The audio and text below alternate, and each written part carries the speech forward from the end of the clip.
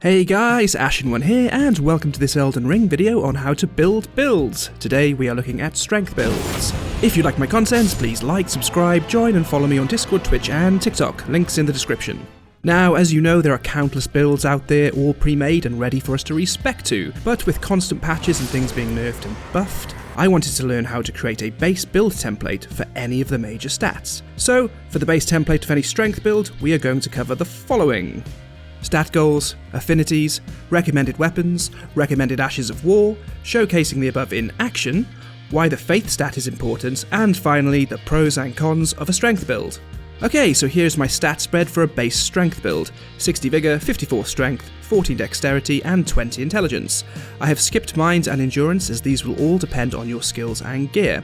Dex and intelligence have a few points allocated as we want to be able to pass the stat requirements for most weapons and skills. I also just want to say at this point that I'm trying to keep the rune level accessible, so I've been trying out builds on top of these base stats from rune level 90 to 180. So Vigour is at 60 for a nice tanky health bar, and Strength at 54 is where things get interesting. If you two-hand a weapon, which I highly recommend doing for a strength build, you will receive a 50% boost to the strength stat. This means that whilst two-handing a weapon, a strength stat of 54 actually becomes 81.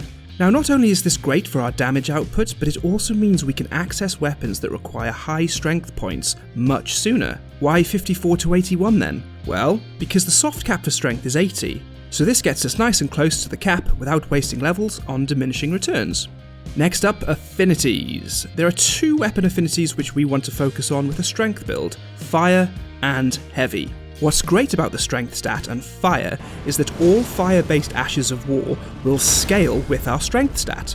This means we can include the fire element in our strength build and make it really powerful and fun. But which affinity is better? Fire or heavy? Well, up until a strength stat of 34, you will likely get higher numbers having the fire affinity on your weapon. From 34 upwards, the heavy affinity will start to outclass the fire affinity, a simple rule of thumb for you to have a play around with. Recommended weapons.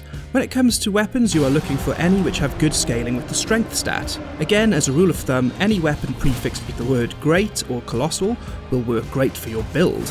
Here are some I recommend: Greatsword, Ruins Greatsword, Starscourge Greatsword, Meteoric Oreblade, Great Axe, Prelate's Inferno Crozier, Serpent Hunter, Beastman's Cleaver, Warped Axe, Brick Hammer, Falling Star Beastjaw, Knight Rider Glaive, and Giant Crusher.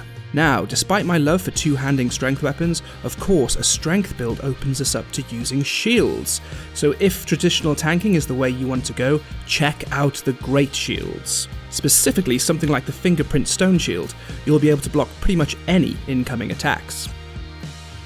Next up, the Ashes of War. There are 12 I want to mention that are great for strength builds, but 3 of them I want to discuss more thoroughly to start. The Ash of War Giant Hunt, which has just been buffed as of patch 1.7, launches humanoid enemies into the air, leaving them vulnerable to follow-up attacks. The increase in poise damage since patch 107 makes this formidable.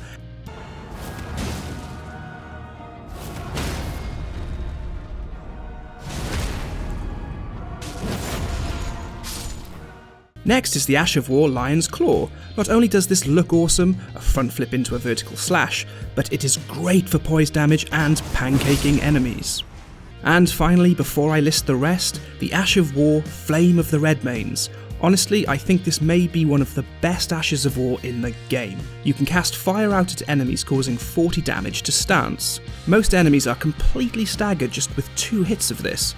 This is pretty game breaking and scales so wonderfully with our strength stat.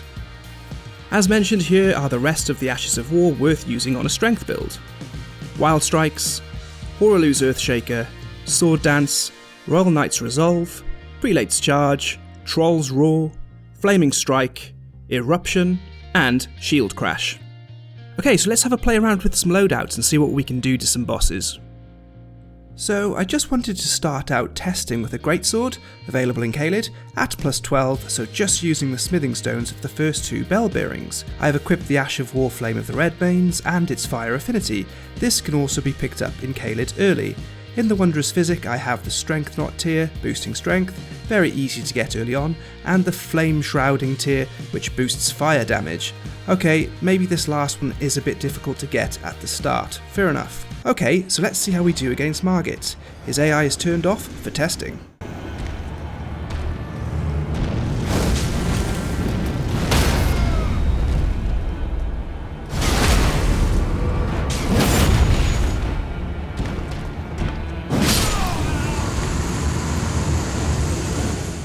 Okay, not bad at all, but I'm really keen just to see if the investment is going to be worth it in the long run. Let's crank up this loadout.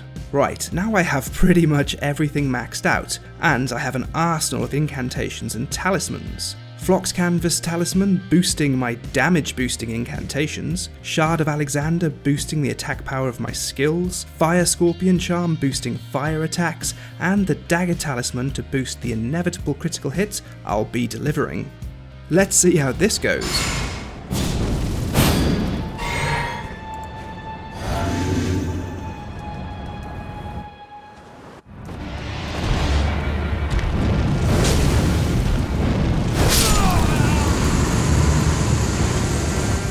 Okay, I didn't even get a chance to critical hit the poor guy.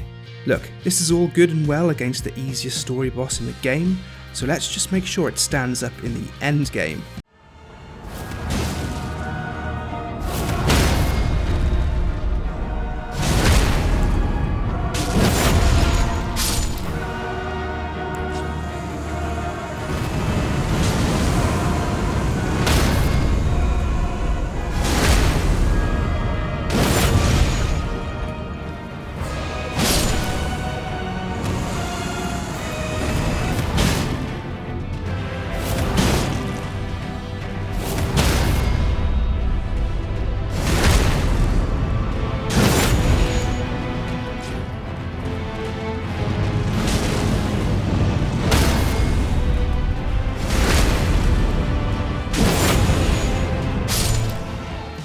Not bad.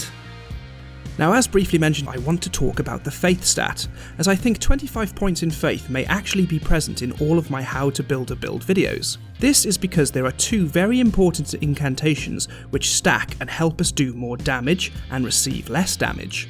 These are Golden Vow and Flame Grant Me Strength. Golden Vow will give us a 15% damage boost and 10% damage negation for 80 seconds, while Flame Grant Me Strength gives us 20% physical and fire damage boost for 30 seconds.